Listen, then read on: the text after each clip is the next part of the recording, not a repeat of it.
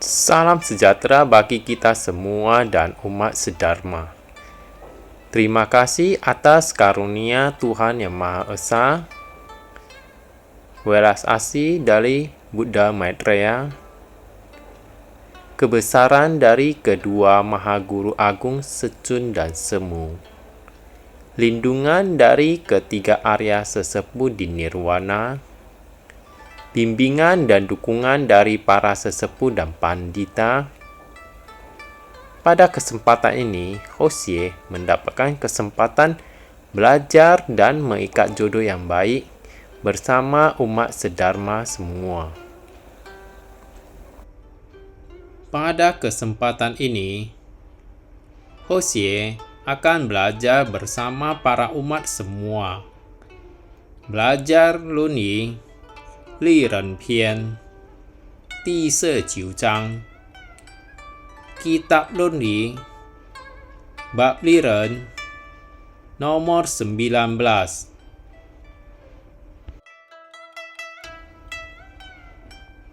Dalam bab ini menuliskan, 这耶，父母在，不焉有，有必有方。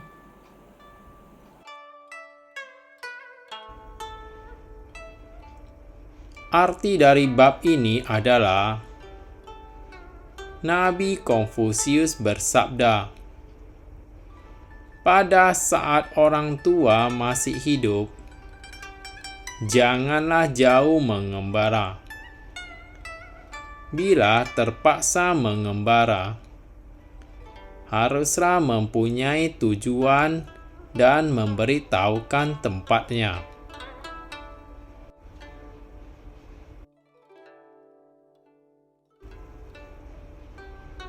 Dalam bab ini, pesan yang disampaikan oleh Nabi Konfusius adalah, bila orang tua masih ada, janganlah berpergian jauh dari orang tua. Karena dengan tidak berada bersama orang tua, pertama, orang tua akan khawatir tentang keadaan sang anak. Kedua, berhubungan dengan bakti. Bila tidak berada bersama orang tua, maka tidak ada anak yang menjaga dan merawat orang tua. Inilah yang menjadi pertimbangan bila seorang anak ingin pergi ke tempat yang jauh. Pada masa Nabi Konfusius, beliau juga tidak meninggalkan kampung halaman sewaktu ibunya masih hidup.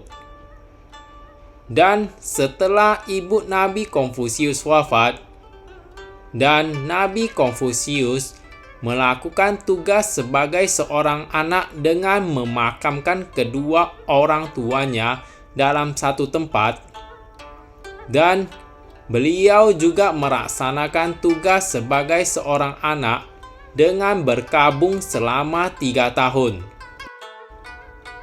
Jadi, sewaktu ibu Nabi Konfusius masih hidup, Nabi Konfusius menjabat sebagai pejabat dinas peternakan di kampung halamannya. Dan sewaktu ibunya meninggal, Nabi Konfusius mengundurkan diri sebagai pejabat, dan beliau menjalankan tugas bakti sebagai seorang anak dengan berkabung selama 3 tahun. Nabi Konfusius senang akan musik, dan selama masa berkabung, beliau sama sekali tidak memainkan alat musik dan bernyanyi. Dan pada masa berkabung, beliau memperdalam pengetahuan dengan banyak belajar kitab suci kuno. Setelah 3 tahun masa berkabung selesai, keesokannya beliau baru mengambil alat musik dan memainkannya. Dan pada saat itu, nama Nabi Konfusius sudah banyak dikenal banyak orang. Dan banyak yang datang meminta nasihat dan menjadi murid. Pada saat itu, beliau sudah berumur 30 tahun.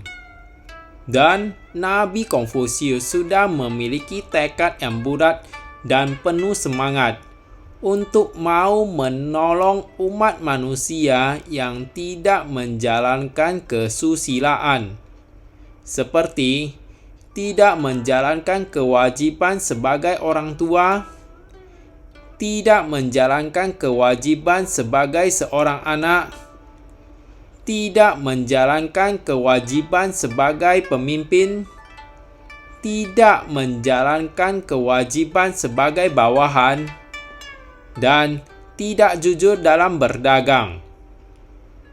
Inilah yang tekad Nabi Konfusius untuk mengajari para murid-muridnya dan semua orang, agar keadaan yang kacau di saat itu bisa berubah menjadi baik.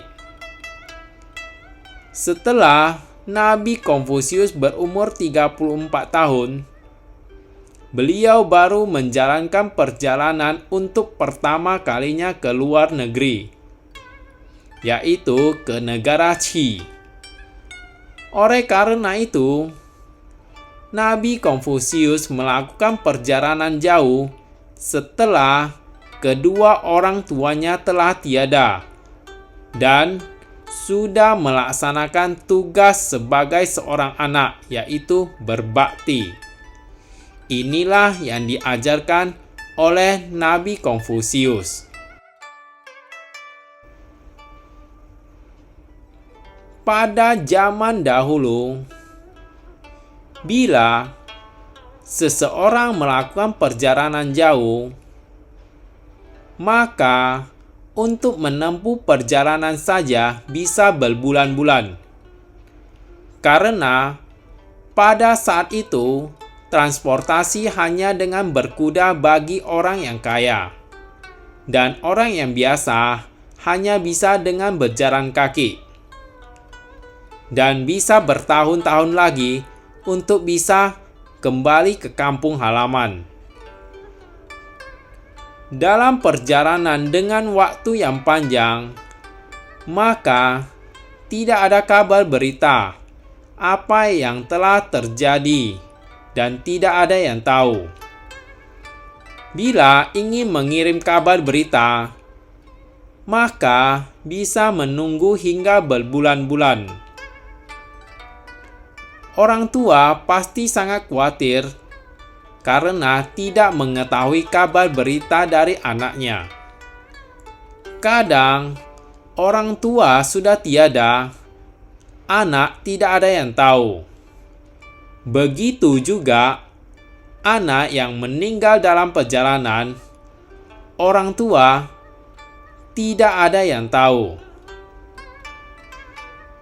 Tetapi, pada saat ini, dengan kemajuan transportasi dan teknologi, bila seseorang mau melakukan perjalanan jauh, sudah tidak menjadi masalah. Asalkan mau ke suatu tempat, mempunyai tujuan dan alasan yang jelas, seperti melakukan tugas negara, sekolah, berdagang, ataupun tugas kerohanian. Karena untuk menempuh tempat tujuan bisa ditempuh dengan waktu yang sangat singkat dengan kemajuan transportasi. Dan dengan kemajuan teknologi komunikasi, maka untuk mengabari keadaan sudah sangat cepat. Dengan kemajuan teknologi, kita tidak boleh melupakan tata krama. Bila berpergian, harus memberitahukan kemana tujuannya. Dan setelah sampai tujuan, bisa mengabari ke orang rumah. Dan selama dalam tempat perantauan, tetap berkomunikasi dengan orang rumah.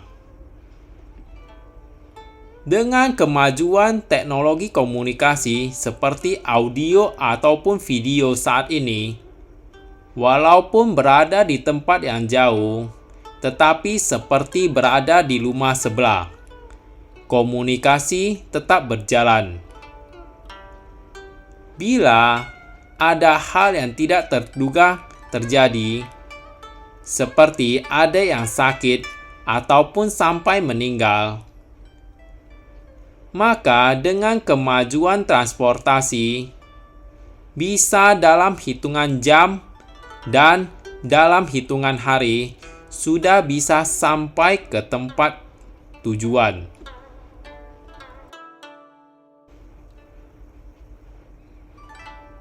Kalau sekarang ini orang gampang bosan dengan alasan ingin mencari suasana baru atau menghindari masalah, orang-orang pergi tanpa tujuan yang jelas dan tanpa ada kabar berita. Inilah yang harus dihindari. Selama orang tua masih hidup, anak-anak harus melakukan bakti dan melayani lebih banyak. Disinilah tradisi orang Timur yang menekankan bakti kepada orang tua.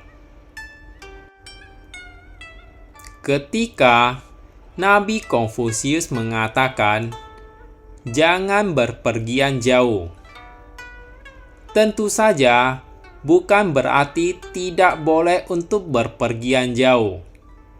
Tetapi, jangan berpergian jauh dengan mudah. Dan jangan biarkan orang tua di rumah khawatir.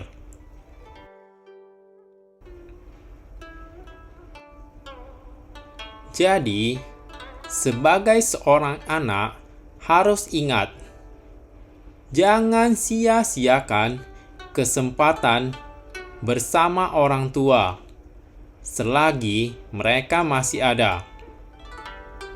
Uang bisa dicari, ilmu bisa digali, tetapi kesempatan berbakti pada orang tua tak akan terulang kembali.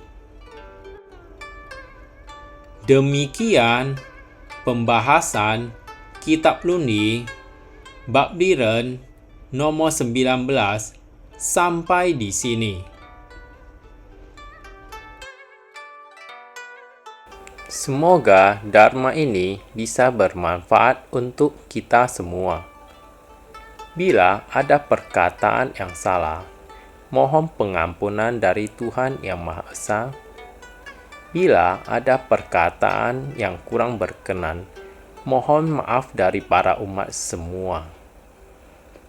Terima kasih atas kesempatan yang diberikan dan bimbingan dari para pandita. Semoga Tuhan selalu memberkati kita semua dan bisa terhindar dari bencana dan mara bahaya.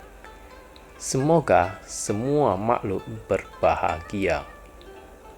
Terima kasih.